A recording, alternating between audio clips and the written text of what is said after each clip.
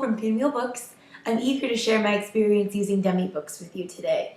I've used a few programs to create apps in the past, but never a program like Demibooks. It far surpasses them all, and I would highly recommend you use it to create your apps for the future.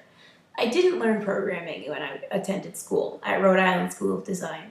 I didn't learn coding. I really didn't even learn animation. I was an illustration major. I like to think that these days illustrators are adaptable and they can become mini animators just by learning a few techniques on Adobe, Photoshop, and Flash primarily. I personally would recommend that before creating an app that you have experience with Adobe Photoshop or Flash or both. But of course, the more animation experience you have, the better. This can help you really enhance your apps in the most fluid and professional way. So apps are different from a traditional animation.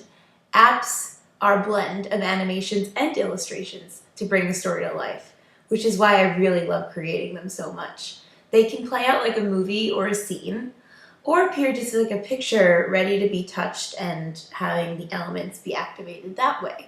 So the app creator plays with their skills and their strengths, whether it be in storytelling, animation, illustration, to create innovative new kinds of digital stories. Creating our story all about poop with Demibooks was very intuitive and easy. It follows an if-then set of rules. So one plugs in a list of commands they'd like to occur on the screen at any number of times. So you become the conductor of your own orchestra and animation of an app, of a story unfolding. But like I said, an app is a little bit different from an animation, and I have a few tips from our experience here in the office to share with you. So number one, less is more. Simplicity is more effective than you think. Slow, simple movements on a page that hover on the background, like bubbles moving up and down or a little bit of wind moving, can be all you need to make your page feel really active and alive. Just like letting the user randomly move objects around the page can be the most fun in creating more fun than creating a very complicated animation or movie. So also, number two, know the kind of story you're going to tell and how the animations are going to enhance it. There's the bells and whistles that can come along with creating an app where you want the entire page to be activated. We found that in the past, that's not only more complicated and challenging for the developer, but it's not as much more fun for the reader. If you have a simple set of behaviors that enhance the story or bring another aspect of it to life in a new, unexpected way, it can really be exciting for your reader. So always be thinking about that as you plan out the progression of your app.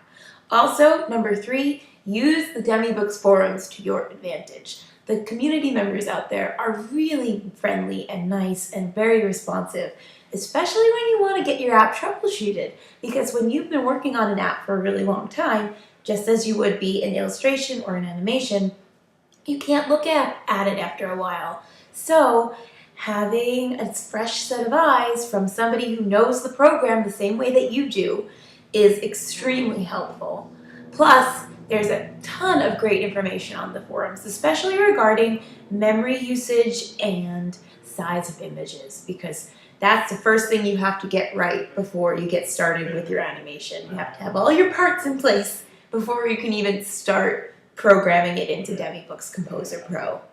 Also, do your research. Number four, join forums, go online, look for free apps of the day. See what apps are popular out there for kids. See what other kids are looking at. And if you know what your other fellow developers are doing to create great stories, then you know how to create great stories, and hopefully you'll know how to make them even better. So I hope that you've learned a lot all about poop in this presentation, and I am available for questions or advice via my email at Pinwheel Books.